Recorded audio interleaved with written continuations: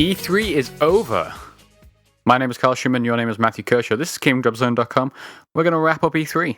Is this a Dropcast or is this something different? This is a post-E3. There's no great pun there, but we'll go with post-E3. Okay. I feel like it's a special edition because it's an event. Yeah, sure. We got a lot to talk about, I guess. Where do you want to start? Nintendo? Link? His hot chest? I mean, yeah, we were just talking about it before we started because that's all anyone on the internet's talking about. Let's get into that. People say, like, oh man, Sony won E3. And, like, for me, nothing at Sony's conference made me want to buy a PS4. But people like, oh man, Xbox had a really good showing. Nothing there really made me want to go and buy an Xbox S. But seeing Legend of Zelda, The Breath of the Wind, made me want to go out and buy an NX and finally play a Zelda game.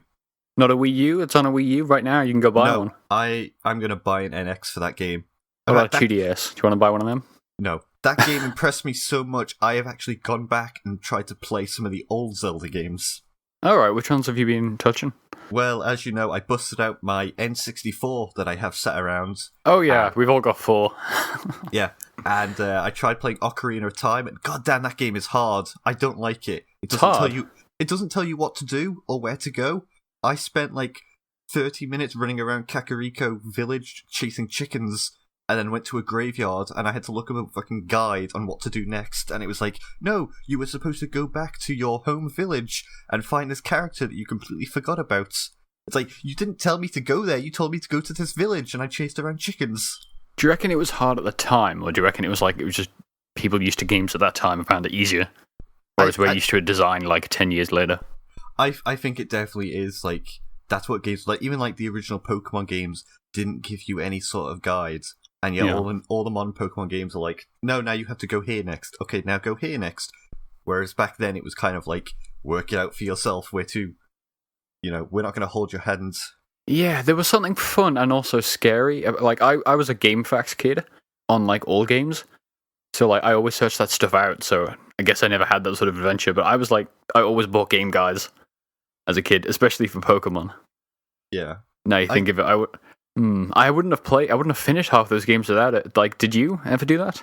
I never finished the original Pokemon games, but I definitely had game guides. I remember I had a Pokemon Yellow guide, and on, like, the first couple pages, it had, like, Professor Oak's tips, and he told you to use a Master Ball on a Rattata. Yeah, I don't even feel like the Dark Souls games are like that. Like, it's a different thing, isn't it? Yeah, I missed them. It was nice, especially when you were a kid. You were able to, like, oh man, I've got video games, and I've got a book about video games. Yeah, it's... I never really thought about that. I never thought about the fact that I had to look up other people talking about all those games as a kid. Weird. Sorry, what were you saying about Pokemon? You liked it? Link? Zelda. Link, yeah, I'm going to buy an NX for that game. That's going to be my first real Zelda game, because I'm not going to complete Ocarina of Time, because I'm not enjoying it. I might try and play Majora's Mask, because I heard that one's better, but... Yeah, I played a few hours of Wind Waker, because I bought the Wind Waker Legend Special Edition Wii U or whatever, so I've got that hot gold decal around the rim of my gamepad. And I loved it, but it was like, at the time, I couldn't commit 30 hours to this fucking, like, 5-year-old game, Yeah. And then I wanted to get into Majora's Mask when that got remastered, I think it was last year. And then I realized how weird that game is, how, like, unlike a normal Zelda game. I'm like, well, that's probably not the first one for me to play through. And then, Twilight Princess happened, and all the people I follow on Twitter were, like, talking smack about how Twilight Princess was a shit Zelda game. I was like, well, I probably shouldn't get into that one. So I'm in the same boat where it's like, I'm really excited to get in on the ground floor for a new and very weird Zelda game. Oh, it looks so good. Have you seen just random gameplay footage, like, on Twitter and on Reddit and stuff? Yeah, I watched quite a bit, yeah. Some guy climbed to the top of, that ruined temple that Bill Trennan went to in the E3 gameplay. Yeah. Yeah, he climbed to the top of that, and he looked out in the distance, and there was a sky fortress flying in the distance. I heard about that, yeah. I was like, what is that? I'm worried, though, that, like, I don't know, like, there was a magical feeling with Wind Waker, and I never played it to the end, but there was just something about everything in that game. And I heard about, like, Ragdoll Link when he dies. Like, the weird, like, almost immersion stuff with, like, the fire tech and stuff. So I hope it's still got that Nintendo, like, cohesion to it. It does, but you speak of the fire tech, have you seen the gif of Bill Trennan throwing leaves into a campfire, and the he throws twigs into a campfire, and the twigs blow in the wind into tall grass, and he sets a forest on fire. No, but like that's making me think of Far Cry, and I'd never want to think of Ubisoft when I'm playing a game. Ever. At all. Yeah, this game just looks so good. Like, as somebody who didn't give a shit about Zelda or Nintendo, I am now fully on board with Zelda and Pokemon. Yeah, I mean, I think we've talked about that game on podcasts for like as long as this website's been around, I feel. Because the game's been delayed that much. Yeah. And I was always hoping that it was going to be like Nintendo would bring something new to open world. I don't know that I've seen anything that looks completely new. Like, there's a lot of stuff from other games in there, and that's fine, but I just hope it comes together, like, well. I was definitely excited about it. Like, that fucking, when they opened it and revealed the name, I was, like, so psyched. Yeah. Hot Link, Wet Link, all those good links. I tuned out until you told me Link was, like, shirtless, and I was like, I'm coming back in. How the fucking game starts, presumably. That's how the game starts. Fucking, like, shirtless Link. And hopefully the NX is indeed an Android console, and we can hack it apart and mod Link to be, pantless Link as well. Of course. That's the only thing I want to do with a hacking ever. Anything else you want to say about Zelda? No, I'm buying that game. I need it inside me. I feel like it was the game. No, there was a lot of games this year that were really impressive, I thought, and that was the one that I feel like everyone had something good to say about. Yeah. I heard like no dissenting minds about that game. I'm sure there were some, but... Speaking of people saying things, apparently Microsoft's conference was the most talked about. See, I heard the social media was Sony by like a lot. Really? According to VentureBeat. I don't remember what I saw, but it was basically just a headline saying it was the most talked about one. And I imagine that was most people saying, why would I buy an Xbox if all the games are coming to PC? I don't want to get into like, let's dissect this thing, because we'd be here for like 20 minutes. And I feel like we still don't know enough about them to like say anything meaningful.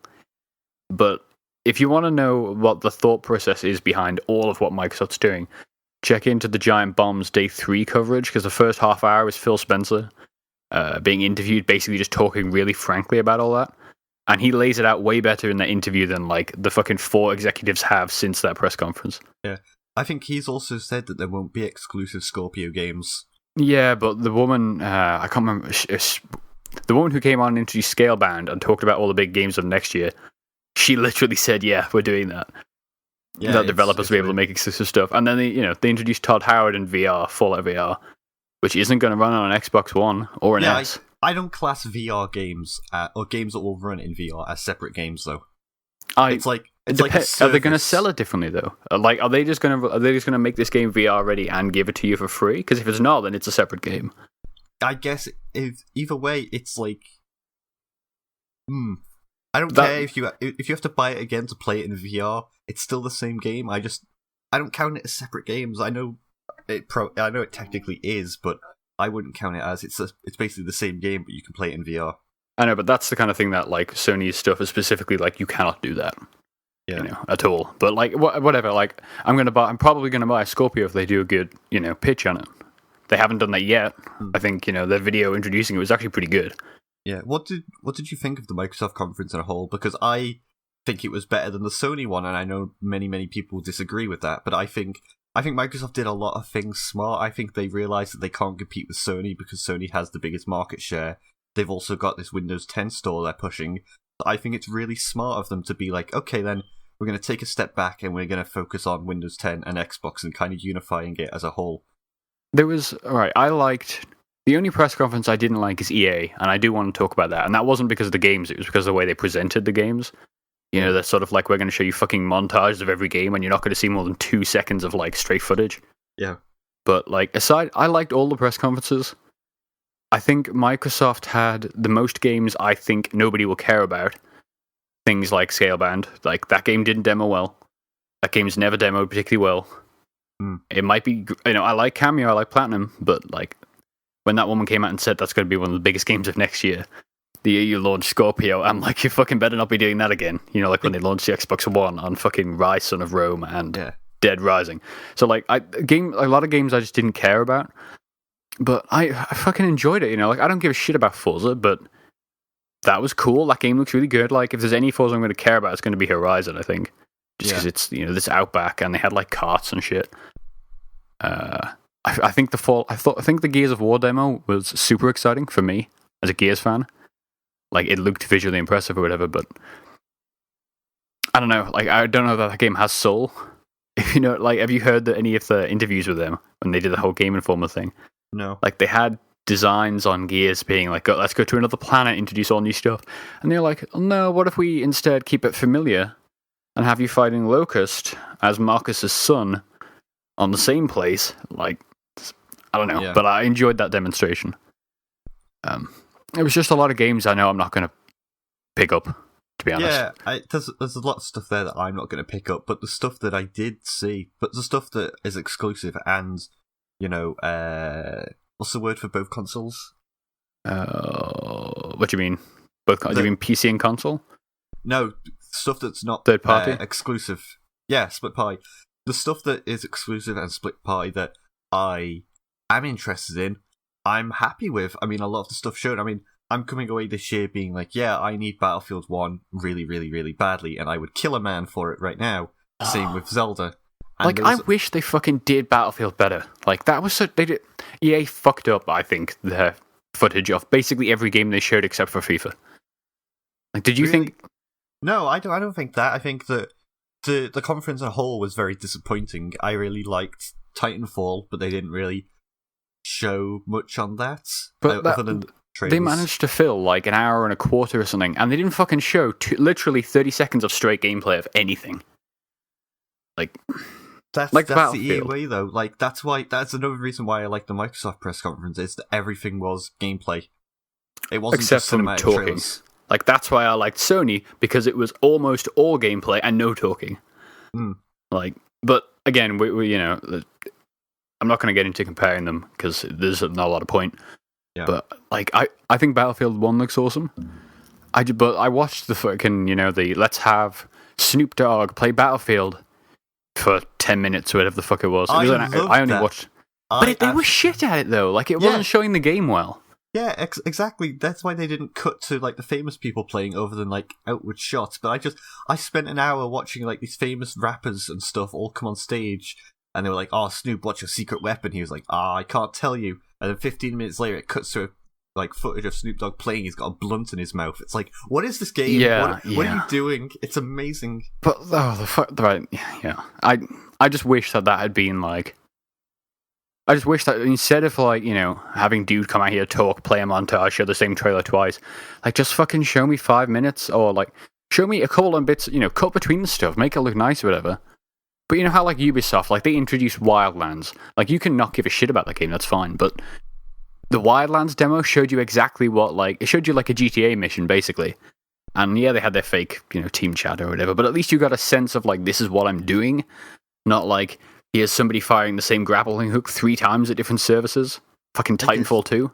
Yeah, the Titanfall 1 was just a generic gameplay trailer, that's fine, but I think the way they handled Battlefield 1 is the best way they could have handled it, because there was no way you would want like a 10 or 15 minute gameplay demo of the single player campaign, or some like set pieces in multiplayer. No, you want to see raw, uncut like footage of people playing the game for the first time, and that's exactly what we got. And I thought but that wasn't on the press conference. Like, that's fine, but that's after. Like, what they showed at the press conference was not great, you know? Yeah, because they couldn't give the game justice in a 15-minute trailer like that. I mean, maybe, but Call of Duty does it every year. And, you know, you can say whether or not you like Call of Duty, but they fucking show you a bit of mission.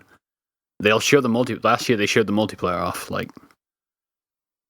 I guess, but Call of Duty and Battlefield are very different beasts when it comes to what game they are. Like, if you hadn't watched that thing, you would not, like, only because the fucking commentators were talking about it, and instead of commentating on the match, did I realize that fucking Zeppelin is, like, how much destruction matters. Because they didn't even really describe that. They just said, we've got destruction physics in the beta. Like, great. Like, there was no, like, yeah, they didn't dig into any of it. I guess that was the hook to make you watch the hour gameplay, and I watched that with my eyes glued to the screen. I'm sure a lot of people did. Like, that game's going to be huge. It's just... Like, they literally gave, like, a 10-minute... Like, they've had years where they've done, like, 10-minute demos of games, and I feel like they're always... Except in the case of sports, which obviously nobody in video games likes. Like, But yeah, whatever. Like, fucking strip out Peter Moore talking about fucking Madden Championships for 5 minutes and show me 5 minutes of Titanfall. Yeah, I guess. We don't care about sports, but I know lots and lots of people do, so... I care about FIFA. Like, that game looks cool. I might pick that up if there's nothing out that week that otherwise I don't pick up. You know, like the story mode stuff. Really? Oh, God. I mean, I like soccer games. It's just, I like PES traditionally. Yeah, I'm a PES guy. But I don't want to play a PES game in 2016 because it's Konami. Yeah, that's a shame. And like, I like manager modes, and like this whole like story mode actually feels like maybe I could play the game as it's meant to be played and still have fun with it. You know, but like dumb cutscenes.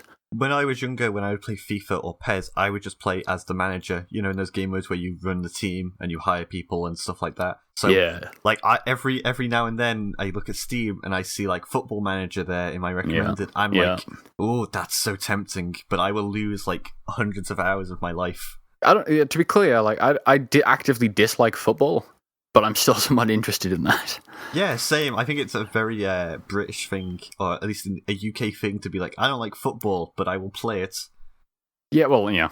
I don't like the fandom of football, the toxic fandom of football. But yeah, we should move on. My uncle went to go and watch one of the Russia games for the UEFA Cup, and I'm afraid that he's going to be killed by Russian gangsters. Well, yeah, that stuff is bad. There's no excuse for me for like fucking hooliganism on either side. So yeah, whatever. Anything else at EA that interested you or whatever? For almost all of it, everything but Madden interested me. It was just I didn't think they showed it very well. Yeah, and you know, and like they give such a short shrift to everything. I felt like, yeah, it was just disappointing. Microsoft, I'm just going to pull up a list of games they showed because there was something that I really liked in like the second half of that conference, and I don't remember what it was. You should go to www.GameDropZone.com for a full list and write-up of the Microsoft E3 2016 press conference. I'll tell you right now, it was fucking not Final Fantasy 15. That demo was terrible. Yeah, that was rough. I guess they showed the Battlefield 1 trailer again. Oh, fuck. What's it called? I just remembered it. It's the one with the clown masks. It was an indie game. Oh, We Happy Few. Yeah. That was cool. That was creepy. I'm interested in that game now. Oh, it was when she sucked the rat blood off her fingers. It was like, I just had chills. It was so well animated. Yeah. And then you realise that game's actually a procedural stealth game. I lose all interest. Is it? Oh. Yeah, it's not a fucking story thing. Well, it might have story in it, but the game is a procedural stealth game. Yeah. Like, let's randomly generate these environments and have you move through them. It could be interesting if it's, like, heavily story. Yeah, it was just, like, that's what interests me about that. If that had been a movie or, like, an animated short, I would have watched it, no bother. But, and, like, I'm actually excited about State of Decay 2, because have you played any State of Decay? No. It's, like, a really cool, like, it's like a post-zombie apocalypse of RPG, basically. But it's like, it's got a lot of things in there I want from a zombie game, because like I hate zombies, but I love some zombie fiction. So I'm actually really excited about this, because the idea of like a multiplayer State of Decay as opposed to like a janky single player, that could be cool. I'm really excited for Sea of Thieves. Seeing that gameplay there, I was like, yes, this is what I want. I want to be just playing with friends, pissing about on the pirate ships. That entire demo had me like thrashing my head against my desk angrily. As some dudes fucking like literally screaming about moving up a ladder. Well, that's fucking die. I like that raw gameplay where it's like not scripted at all. It's like they were fucking on message. They were YouTube hashtag influencers if I've ever seen them. I don't think they were. They might have been fans, but they were fans who got paid to go there. I just didn't like the way. Again, I didn't like the way they presented it. I have no problem with the game. Anything else from Microsoft specifically? What do you think of the Scorpio or the Xbox S?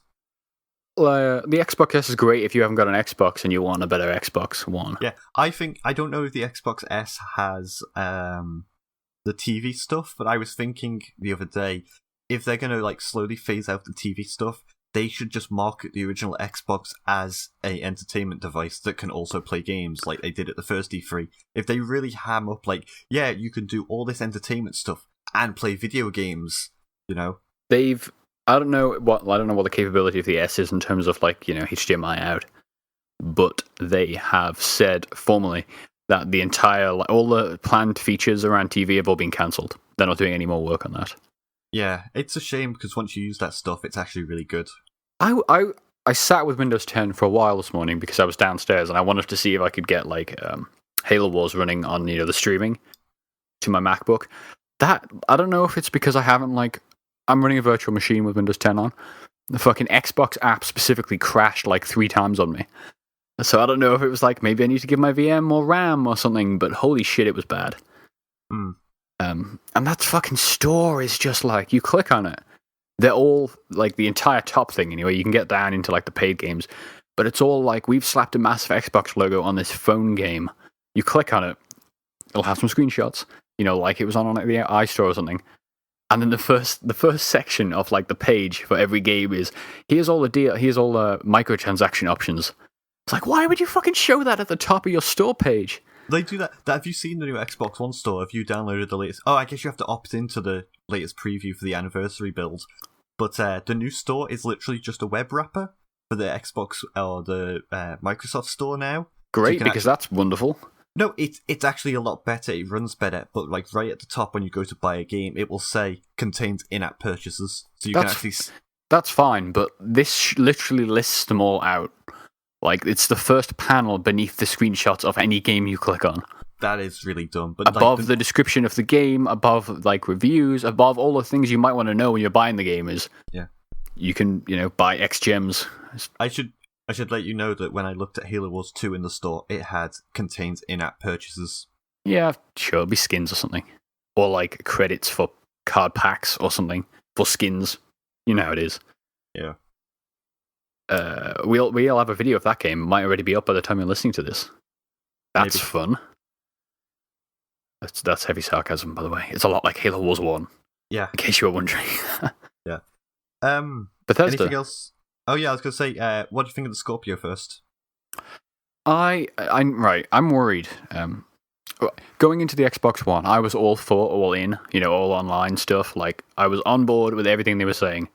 And it was only after it launched that I grew to loathe the existence of the console.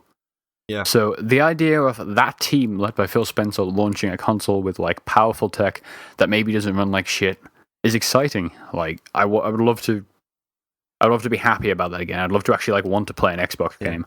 The Xbox S actually has additional CPU and GPU power, so maybe it will run better. They've already said that games will run better on the S than it does on the Xbox One. Yeah, that's things like Halo's like dynamic range stuff. They're still treating it as an Xbox One. Again, Phil Spencer addresses all that stuff, and the confusion around Gears of War. I love in Phil that Spencer. interview. He's so great. I love him. I don't like anyone else at Xbox as a public-facing role. Yeah, I also love the Scorpio. I mean, nobody knows how much it's going to be. It's going to be pretty expensive, but when it launches in a year's time, the price will have gone down from now because that's how hardware works. So it's like it could launch now at like $1,000, and then in a year's time it could be down to like 800 because it's going to be really expensive and people bitch about that. I don't think it'll be $1,000. I think it'll be like between £400 and £500, and the current console will drop to $250, and then you'll have your cheap option for like mainstream. There is no way they can sell the Scorpio with that amount of power at £400 to £500. If they sell it more than 500, no one will buy it. Look at the PS3. That will not sell at all. This isn't a console launch. This is a more powerful version of a console for hardcore gamers. If you look at the specs, though, of like, say, AMD's latest graphics cards, the most powerful ones they do are now selling for £200 as opposed to like $1,000. So I fully expect they'll have that down to a console price. I don't think they would launch it if they didn't. Maybe. I mean, I still think it's going to be expensive. I think at least £600-700 at the most. I don't think you can ever sell something like that much in this market. Not if you wanted to actually sell.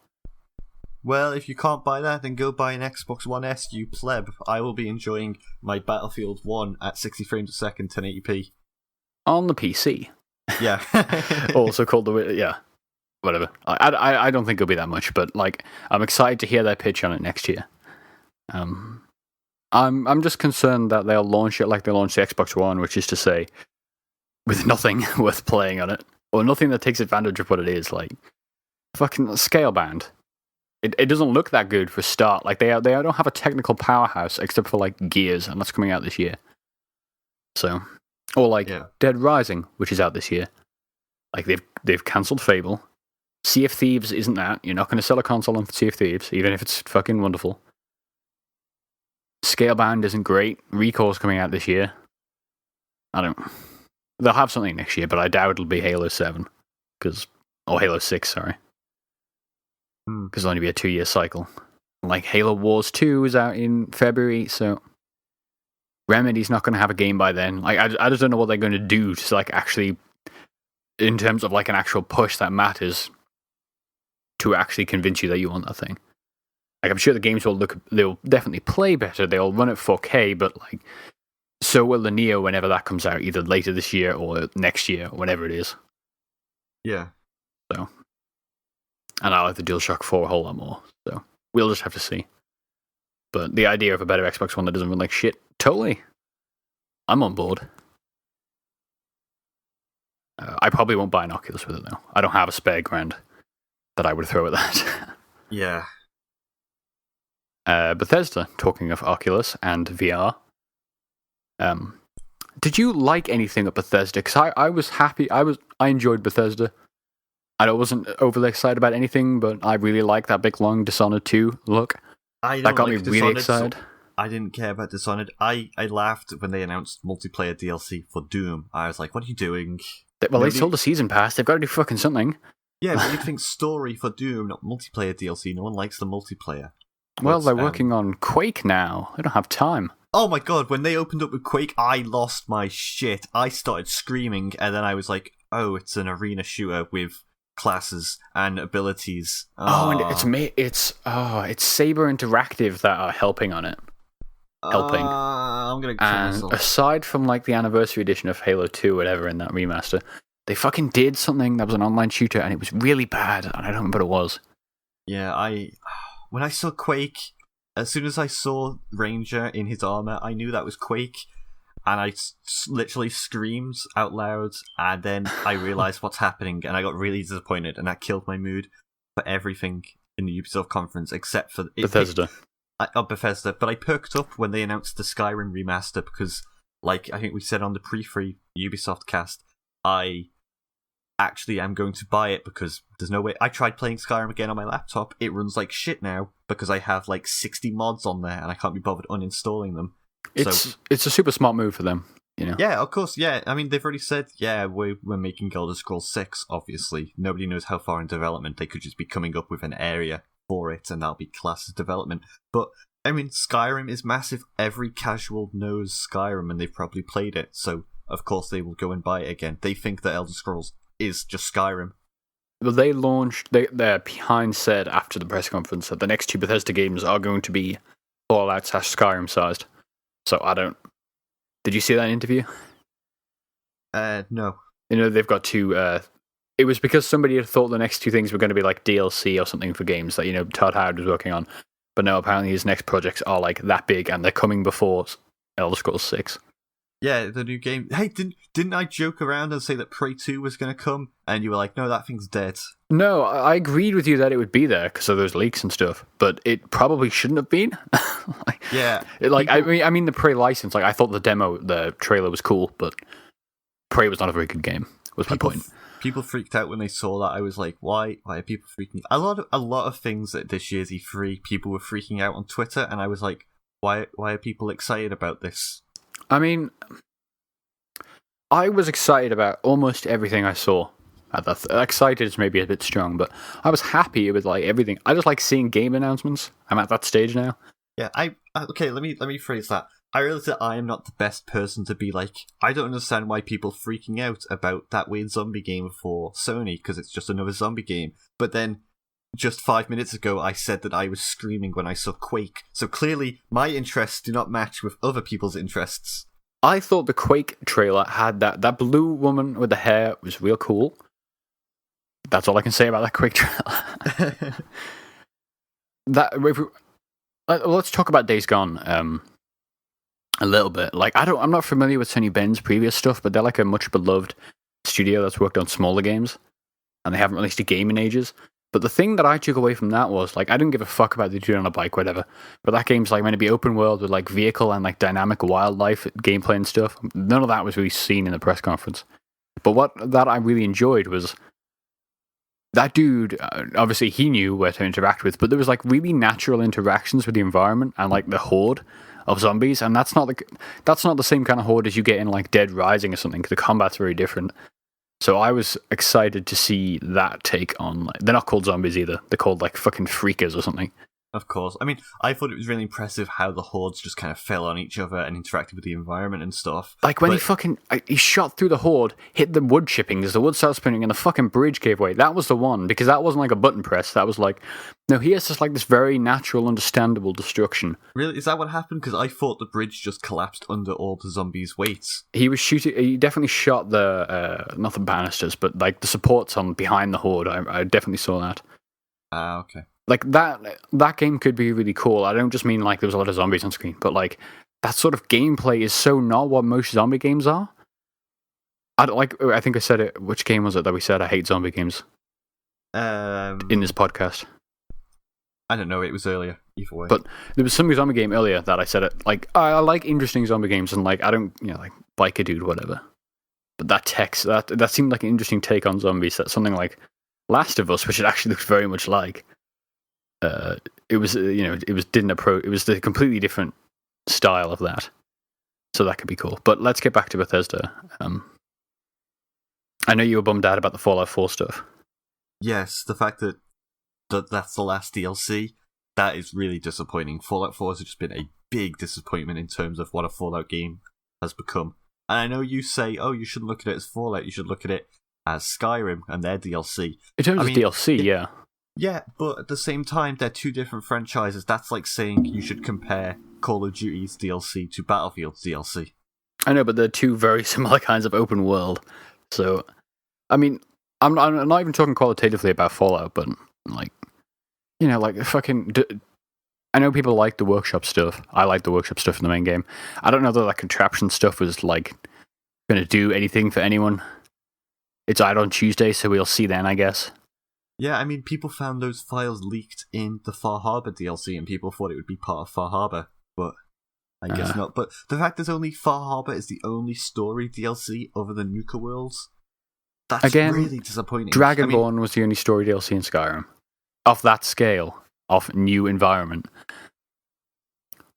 So I don't think that... I understand why you would want more, but I don't think that's, like, something that should be surprising or disappointing in that way.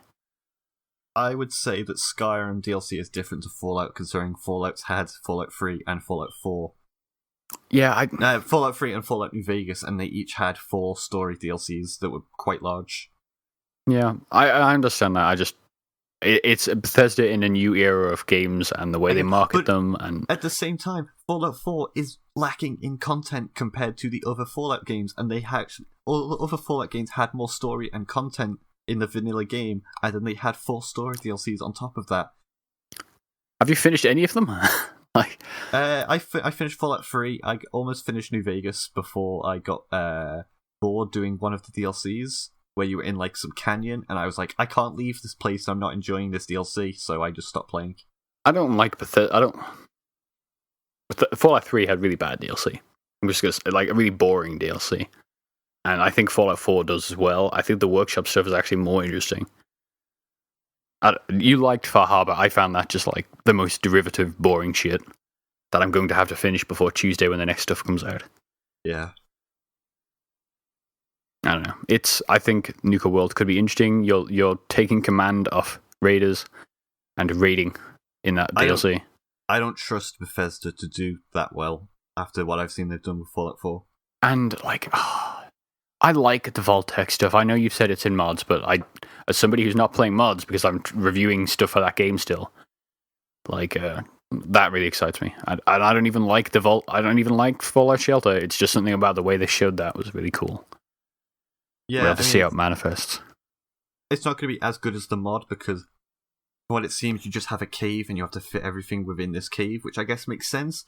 But then the mod that I have installed that does just that. You put one of those spiraling doors that go down on the floor, and it loads just an empty cell with like the entrance to the vault, and then you just build rooms, and so you're not limited. You're not like, oh man, I want to put this wall here, but this cave wall is going to clip through it, and I can't put it there.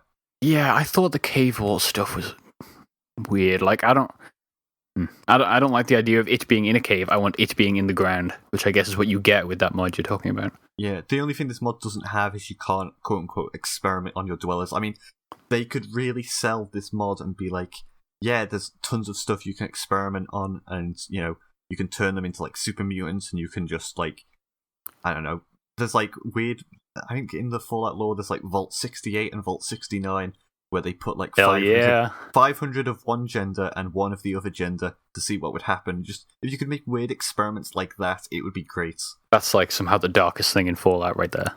Yeah. Well, no, the darkest thing in Fallout is one vault. They put one man in there with a box of puppets, and he went slowly mad because of isolation, and the puppets grew personalities, and then he escaped the vault and he went and murdered people with his puppets. That still sounds less dark to me than one woman fucking 50 men. Like, God. You know how that could end. Like, there's no. That's not an experiment. I can write that for you right now. What else did Bethesda? Yeah, you didn't. Dishonored actually, like I think I said in the pre-podcast, I didn't give a fuck about Dishonored 2 last year. I was all in for what they showed, so that's cool. Yeah. What did you think of the Prey stuff? Oh, Prey. I didn't care. I like horror, so space horror could be cool. Arcane have done some cool games. Prey, mostly. Have they done anything else but Prey? I don't know. But whatever, let's move on from Bethesda to Ubisoft? Yep. Fucking what? They that was a opened shit up with show. Just Dance. It was awful. I spent most of my time cringing at that show. Aisha Taylor said fuck 5 minutes into it.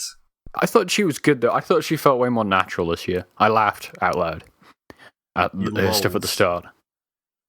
It was South Park. Like, you know when they had that really long South Park segment? Yeah. I don't like the humor in South Park, so I was never going to like that segment. But I just feel like when Aisha Tyler came back on stage after that and was like, if you weren't playing the drinking game, then you're probably asleep. Like, that encapsulated exactly what I felt like. And there didn't seem to be a whole lot of energy after that until, like, fucking Vanderberg showed up with his cane. I think there wasn't any... There was energy between us, because we like Vandenberg for some weird reason. I think everyone else was like, oh, we don't care. That man is apparently just like that. There was... I was watching an interview with, like, one of the Ubisoft PR people, and apparently that dude is just totally like that. And, like, he knows he's like that, and he'll totally break into character and then break out of it, and he's, like, super fun guy, apparently. So hopefully that game will actually be good. I liked the South Park trailer. I laughed at that quite a bit. I thought it was clever.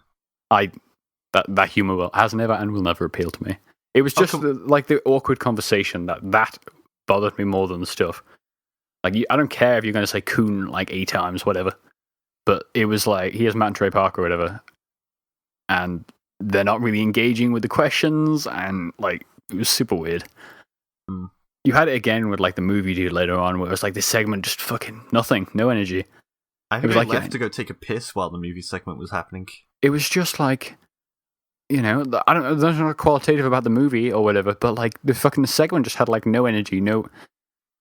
I don't need a trailer or an interview to tell me what an assassin does on a fucking E3 press conference. Yeah. But I thought Wildlands looked awesome. And I didn't think it looked like GTA to me, and that's what I thought was awesome. GTA Online. I mean, we had plenty of fun in GTA Online, coming up with our own dumb stories and stuff. Yeah, there was a lot of talk in the people I follow about how boring that looked and how like unstructured and how they would never play it, you know, in terms of game press and stuff. And I get that because a lot of them don't play GTA Online or see the fun in it. But as somebody who did, that game just looks fun as fuck. And you know, Narco State, that's right up my alley. I'm trying to think what else there was. Did anything stand out to you? At Ubisoft. Yeah.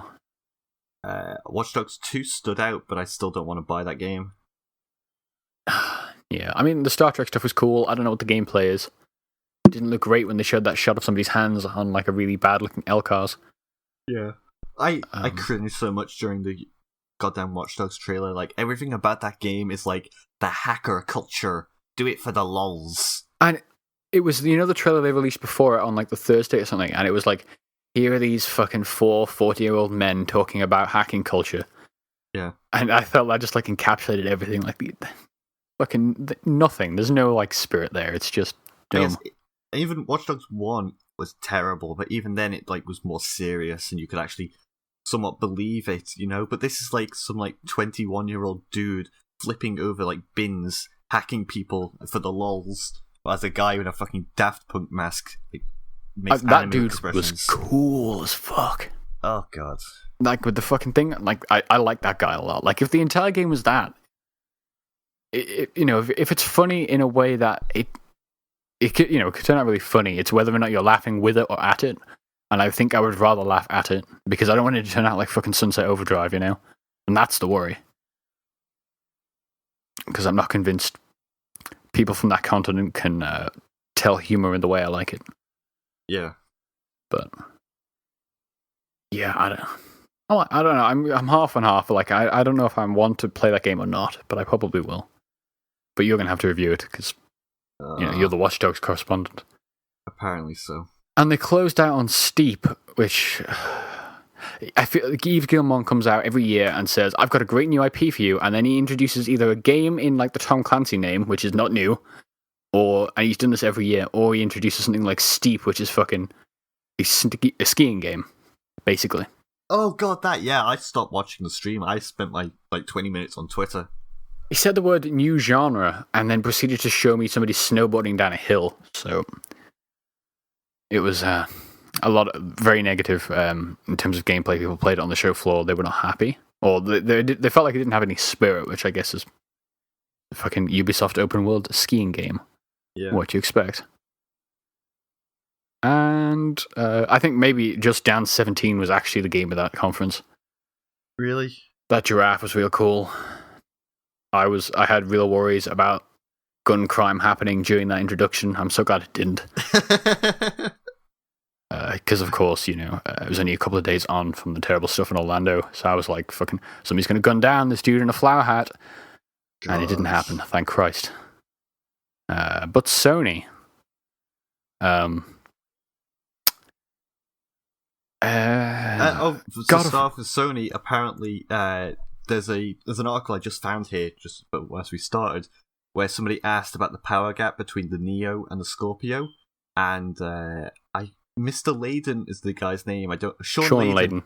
Yeah, Sean Layden. He said when asked about it, he said he tried to downplay it as much as possible, saying, "Is that going to be the end all? Is that going to be the end all be all of gaming experiences? No, I think there's more than anything else today. We're seeing the power of narrative move the gaming business forward more than ever before."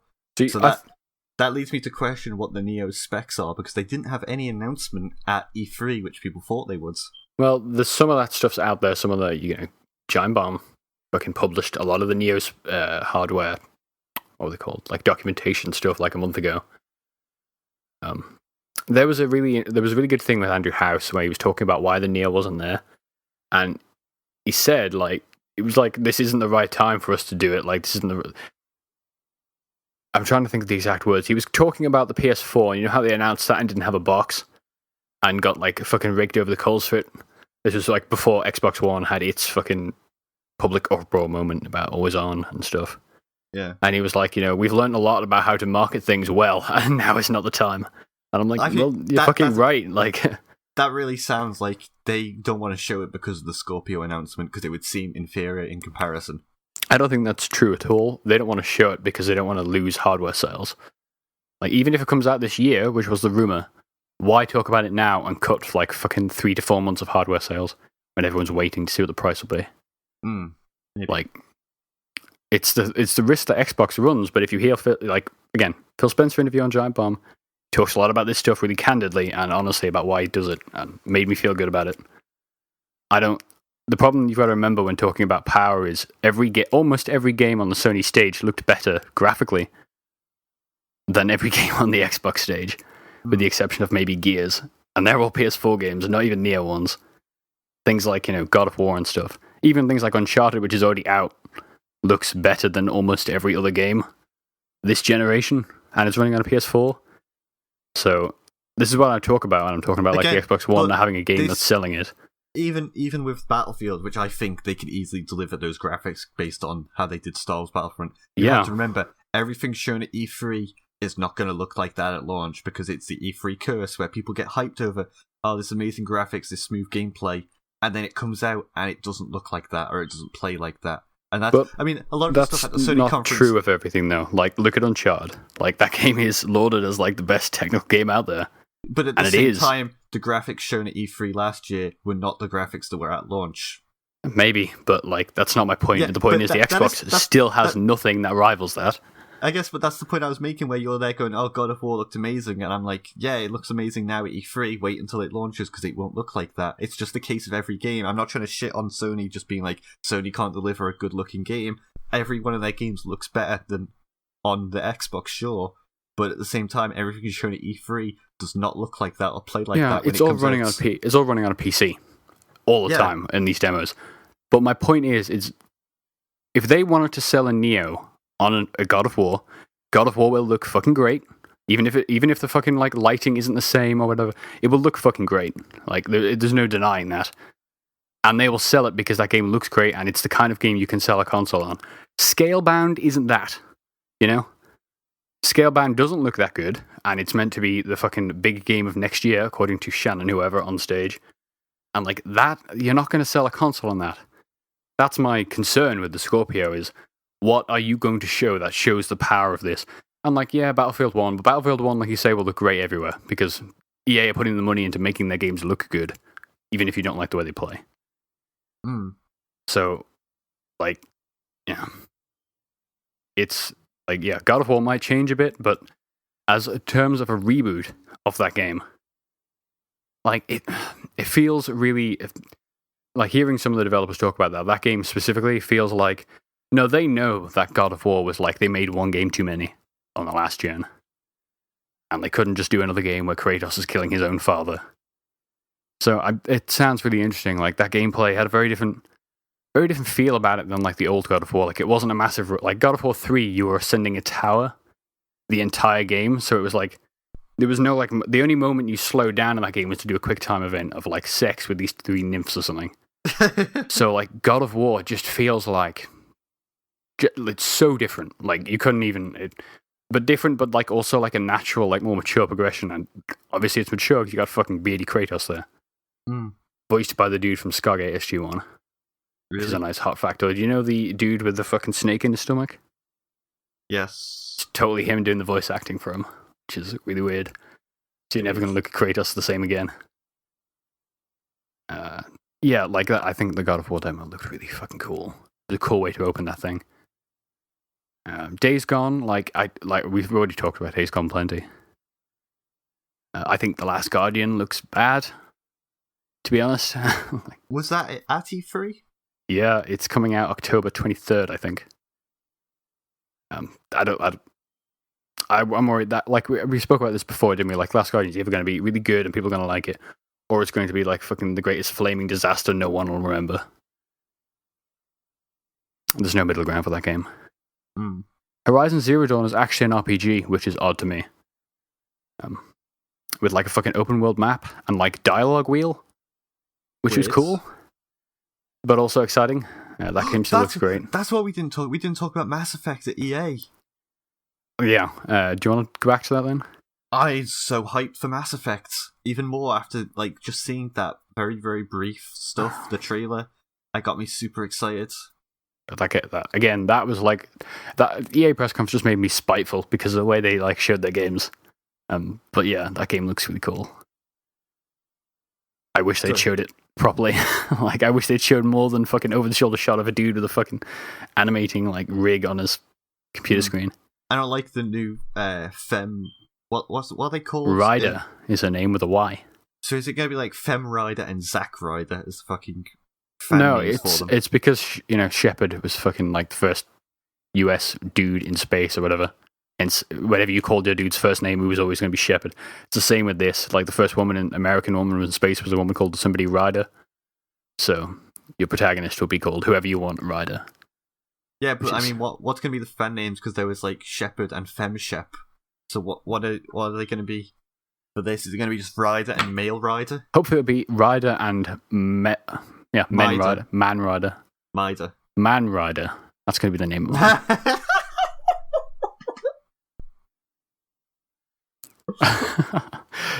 I was reading an interview.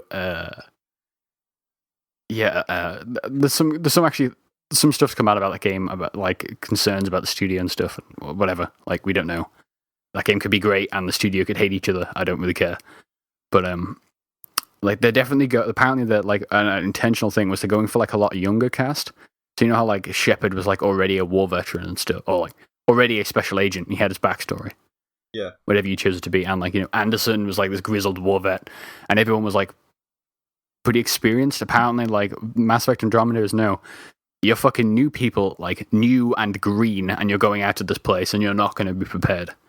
And like that's just exciting to me from a narrative perspective. Yeah, because I mean, even in the trailer that Asari we saw, you can assume that she's going to be one of your companions, and she looked really, really young, even for an Asari. But did you think she looked like a psychopath? Like, when the knife comes down, like to me, I just got like psychopath vibes. Like, this woman is unstable.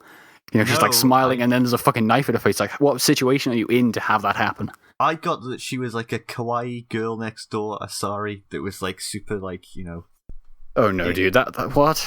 No, yeah. She had fucking war paint on.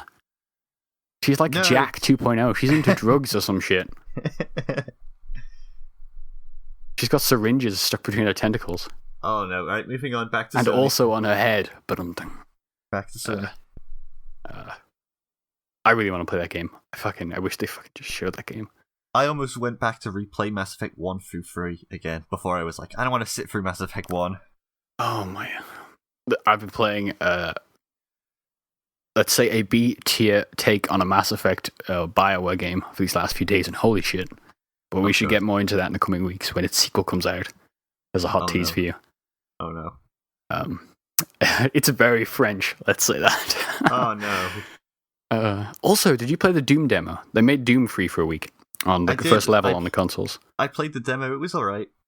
I feel like it stops just when you're getting to the moment of like actual speed and like before, like, I felt like I was building and then they popped up with the price. It was like, you fuckers. But I'm definitely going to pick that up at some point, hopefully soon. I should have picked it up like last week and had like this easy week of no games to play that. But I didn't. That game seems cool. Clearly a lot of people like it. And like to me, that's the thing I've been playing. Resident Evil 7, they released a demo, trailer, teaser that isn't actually in the main game for that game. And it's nothing like Resident Evil. Like, it's fucking first person, PT / what were the games that made this popular? Like, like every horror game now where it's first person and you're in a house and shit happens. Yeah. It's like that, but there's almost certainly going to be things like shooting zombies in that game because there's like totally fucking aim assist options in the menu, and there's no guns in that demo. But it was real fun. Like, we played it, it's on the site, you can check that out. It seems cool. Like, that really surprised me, and the idea of playing the entire game in VR is extremely exciting because there's moments like, in the demo they have like the cockroach on the hand. Yeah. And like, yeah, fucking what? You don't give a fuck about that when you're watching it on a stream, but like, I'm imagining that in 3D on my dude's hand, like, with like the stereo surround hit. Like, I'm meant to be in that. Even when I was doing the recording or whatever, there was moments where like there's fucking just noises. My dude kicks over a chair because chairs have physics in that game and stuff. I was like, I just fucking shit myself in this kitchen with nothing else. But like, if you get that in proper surround sound and you're in that place, could be really cool. I can never play like those type of games in VR. I'm a fucking wuss.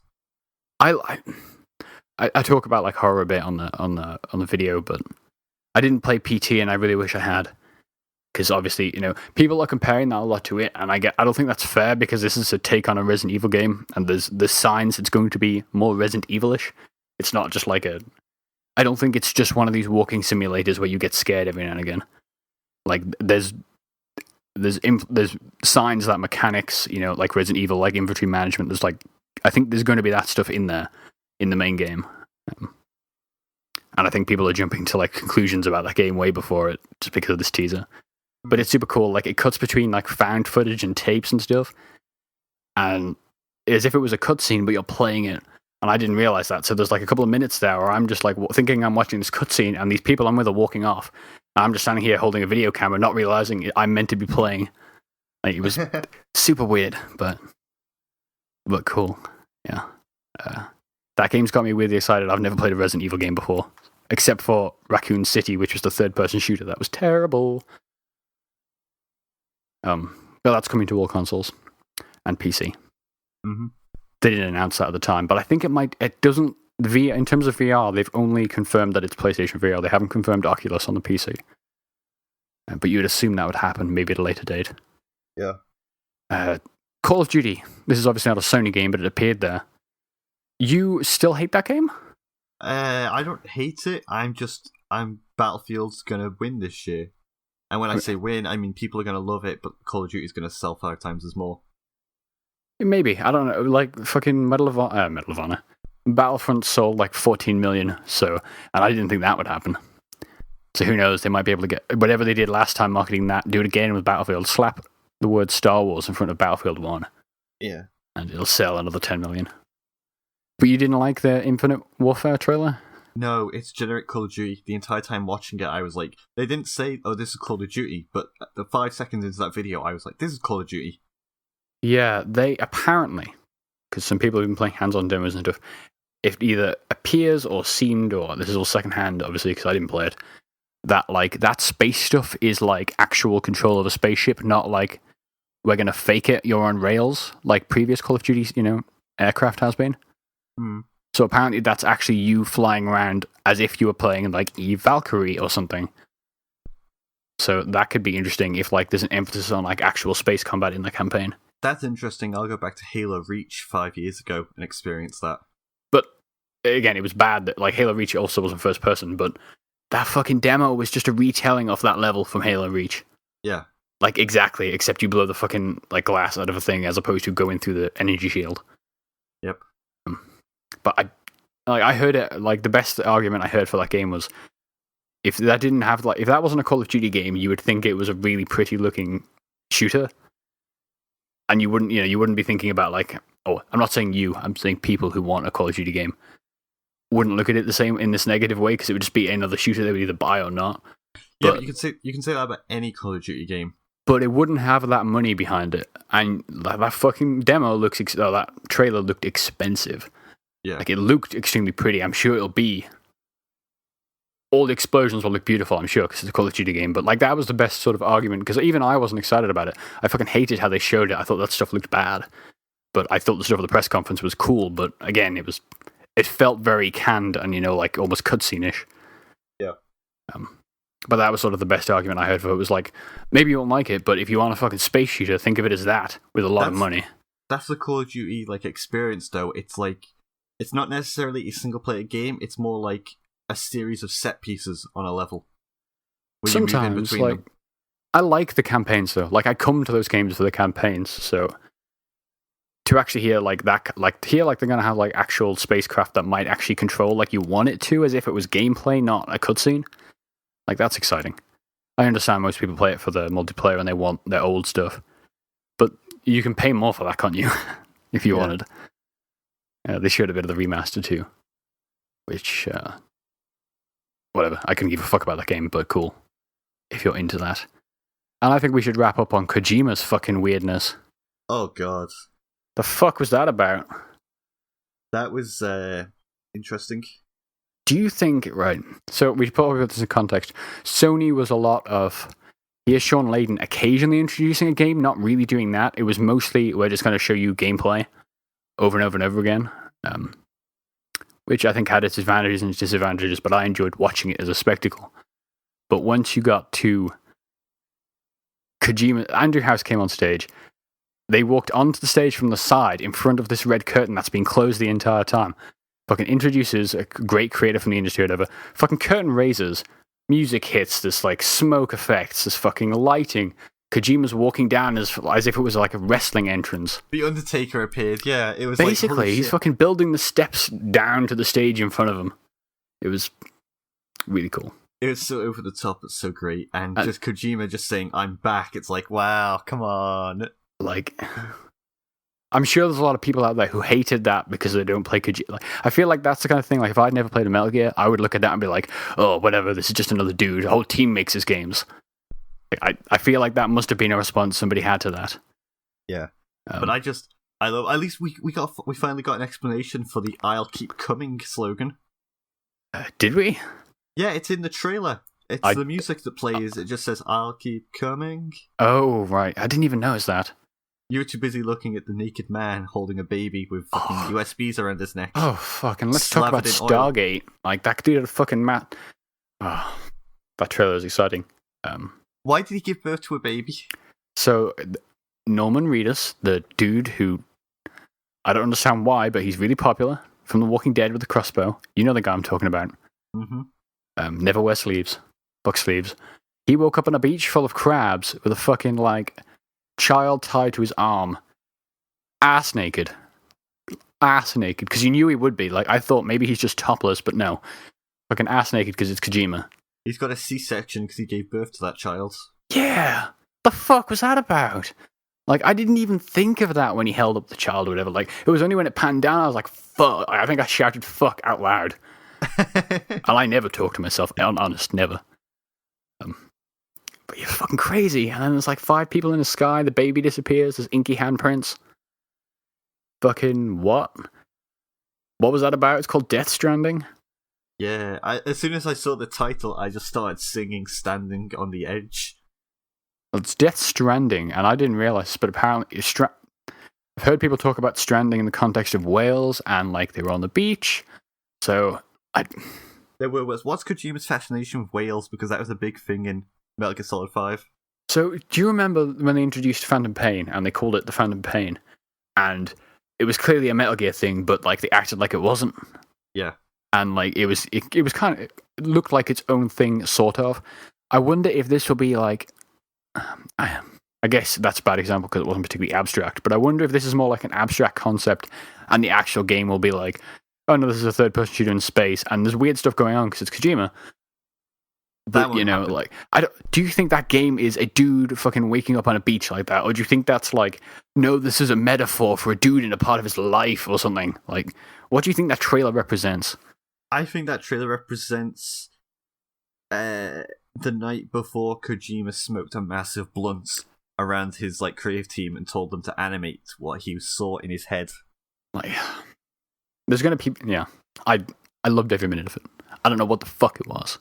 Yeah, that's what the game will be, because even the Phantom Pain stuff, when it first came out with the Ishmael Studios, whatever, that turned out to be exactly in Metal Gear. I mean, we don't know what it's going to be, we don't know anything about the game, and I'm glad we don't know anything about the game, because it gives us time to get excited. Oh, well, it's not going to come out for like another 6 years, so I wouldn't worry about it. Of course. But I wonder if, I didn't check this, but I wonder if the dude, you know when they showed that second image of the dude inside the suit, I wonder if that's like the same eyes as the dude from Death Stranding? Or I wonder if they're like completely different. I don't know. I should go check that. Check the irises. Yeah, it was super fun to see. Even though if I didn't know what I was seeing. Fucking naked dude on a beach. Did you see the images of like the dude in the studio with a fucking massive motion capture head holding this like dead baby doll? Yes, I did. I saw that earlier actually. Fucking weird. That's going to be so cool. There's some names. I don't know if there's a lot of credits on the trailer. I don't know if that represents just the trailer or again the game, because who knows? It's probably like years away. But like Mark Cerny's down on there, Kyle Cooper's down on there. It was like obviously Norman Reedus. It was weird. Sony gave them a blank check and said, "Do what you want." I imagine that's probably how that went. It's like, well, you put what, like 80 million on the Phantom Pain? Well, here's 100 million. Make one better and actually finish it this time. Yeah. Oh god, can you imagine if this game has a Hideo Kojima game starring Norman Reedus? It will do. Why would you think it wouldn't? No, every mission, like in Phantom Pain. Absolutely. Oh, fuck off! I hate that. I love that. I love because they had like, you know, had like designed by and stuff, and I felt that was really classy. Yeah, but then when it says starring the fucking what are the enemies called? Those who don't exist. It was like, okay, those assholes are in this mission again. I'll want him to... I'll fucking follow him wherever he goes. I don't care. I'm sold on the Kojima dream. I feel like he's one of the few creatives who are like designing games as if it was art, not as if it was a product. Do you know what I mean? I love that this time last year you were like, I'm not sold on Metal Gear or Kojima, and then you played Phantom Pain, and now you're super on board.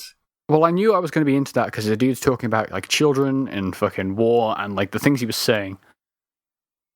I never saw I played like 3 on the PS2 or whatever, and I just never got it because I was like fucking 12, so of course I didn't. But yeah, we talked a lot about Phantom Pain on this website. Yeah, that's moved me deeply. Yeah. Hey, should we wrap up because we've been going for over an hour now? Probably. I wanted to do a short podcast where we run down like let's talk about 3 games we liked, but instead we ended up dissecting the entire fucking thing. Yeah. Is there anything else to do with Certain you want to quickly, shake off? No. Do you care about Crash? No, and I've got all the Crash Bandicoot games on PS1 downstairs, but I couldn't tell you a fucking thing that happens in them. So no. Yeah. I want a new Pandemonium game or Medieval or something like before Crash, but whatever. I'm really excited about Resident Evil, and that's weird to me. Like, I understand why I am, but like as somebody who's never even played a mainline Resident Evil game, I shouldn't be. But I'm really excited to play that in VR. That might be the thing. Maybe. You know, like the actual game that's a real game, not like here's 10 minutes of fucking spaceship shooting. Yeah. Like, that's exciting. That might actually secretly be my game of the show, even though, again, it's Resident Evil. I'm really excited about that. Yeah, what was your game of the show? Like, come on, let's finish it off by talking about what the highlight for us was. You go first, because you must have one. Battlefield 1. Yeah, that makes sense. That makes sense for you. I know you. Of course it would be. I'm weirdly excited about Pokemon. Yeah. And I shouldn't be, because this happens every time there's a new Pokemon game, but I'm excited about Pokemon. You enjoyed Omega Ruby and Alpha Sapphire, though, right? Yeah, I just never think I do. Do you know what I mean? Like, I enjoyed them at the time, and then I think, I don't want to play the next Pokemon game, it's another Pokemon game. And then I always get excited. You missed X and Y. I mean, when we were talking about Fallout just before E3, I said that Fallout really felt like a test on the new consoles and a test for a new system and all that crap. And this was in private on Facebook, of course, but like that's kind of what Pokemon X and Y were. They were disappointing Pokemon games because they were really just like a beta test for Omega Ruby and Alpha Sapphire. And Omega Ruby and Alpha Sapphire turned out to be great. They were really good. Yeah. Really good. But like, I remember while you were playing it, you were messaging me like at least once a day about stuff in Pokemon. I love Pokemon, but like I just never, I never give a fuck about their demos is the problem. So like until I actually see the new Pokemon, like it does nothing for me. But goddamn it, Litten looks awesome. Rowlet looks awesome. Life. Popplio looks sick. Fuck Popplio. I'm gonna go Litten, but yeah. I'm going Litten as well. I did want to say though, like I'm really happy that Bethesda has another Square Enix, dude. Like, yeah, we're not going to talk about fucking Star Ocean like in depth here because we're not. That's not this kind of podcast. But they have a really robust. They have lots of games that people really like. Like hearing people talk about Dragon Quest Builders having like a really cute story mode and stuff. Like, you know, I don't give a fuck about Deus Ex Breach, but like I really want to play Deus Ex Go. I've never played a Go game before, and they're always wonderful.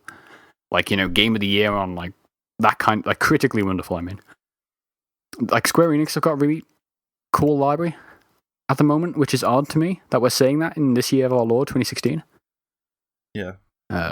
Bethesda, like, yeah, you know, mixed feelings about Fallout 4 on this website, but I feel like that they're having another press conference and they're showing you stuff, they're teasing you stuff, they teased a new Wolfenstein. In that directory thing that popped up, you know, New Colossus was right below Old Blood. That was exciting for somebody who loved those Wolfenstein or liked those Wolfenstein games. I feel like they're actually doing stuff now as opposed to like putting out one good game every 3 years. That's exciting. And then you've got like weird games that aren't like indie games, but people like Focus Home Interactive, people who put out Battlefleet Gothic, you know, the other month that I fell in love with, strategy game. Yeah. And they've got so many interesting games, and they're not going to be huge because they haven't got that budget. But they're like filling the middle ground that like THQ left, you know, when they went bankrupt. And I feel like there's a lot of that stuff that got me really excited. The new Dragon Quest game isn't fucking AAA in the traditional sense because it hasn't got any guns in it for a start. But stuff like that I wouldn't necessarily normally be excited about. Like just seeing it all, it was really uplifting. Yeah.